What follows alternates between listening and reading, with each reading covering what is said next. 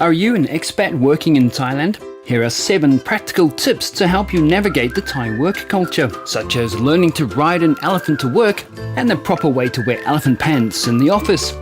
We're just joking, of course. Here are the real tips.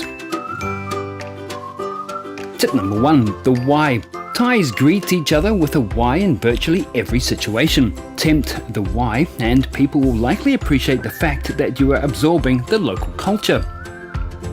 In case you're not overly confident in your whying technique, you can extend your hand for a traditional handshake, as this will work also. Learn how to do the why and learn how to pronounce Sawadee. As long as you don't feel comfortable with the why, just gently smile and nod if they are greeting you. This will always work, it's easy going.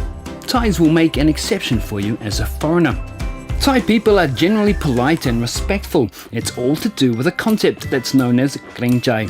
This is very much present in the business scene. Thais always have the desire to avoid potential conflict and want to maintain a pleasant relationship. I would say kreng chai is really the essence of Thainess. One should definitely avoid shouting at or laying blame on somebody in public. Westerners, while having the best of intentions to get their message across, may speak too loudly and or in a manner that is too direct for Thais. So always remember to avoid raising your voice too much. Definitely avoid, for example, shouting or blaming in public. Respect will be lost very quickly. In a business setting, Thais like to be praised and given credit and prefer to avoid situations that may cause embarrassment to themselves or to others. If constructive criticism is needed, do this in private rather than in a group meeting.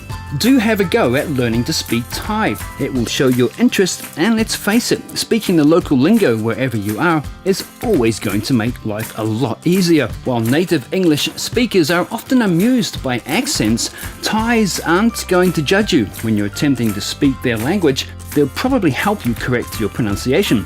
They'll definitely appreciate your effort.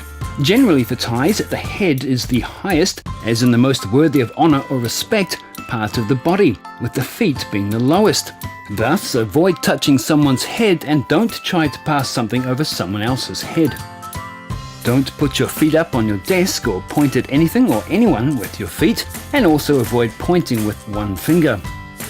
Recognise that not everything needs to be business all the time. Thais are generally laid back and like to keep the mood light, even in a business setting. A joke doesn't necessarily mean lack of seriousness. Laugh along, go with the flow, and steer back to the topic when the time is appropriate. Yeah, it's very important, of course, to get a good relationship, especially if you have subordinates in a Thai setting. You have to gain the trust and respect. That's the prerequisite for all further dealings.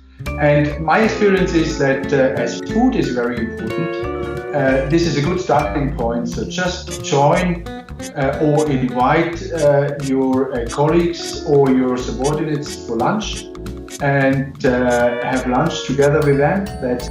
It's important to build a relationship with your co-workers. Join them for lunch sometimes. If you have subordinates, treat them from time to time on special occasions. Try to keep up to date with what's happening in Thailand by following local news and asking what others are talking about. Again, Thais will appreciate your interest in their country and society. A lot of what happens in Thailand, be it news or social or current affairs, won't get picked up by English news media outlets. So getting Thais to explain what is happening and why people care is a plus. For more tips on surviving in Thailand, such as how to use that suspicious-looking bum gun or finding the right place to stay, check out the videos at newsops.net.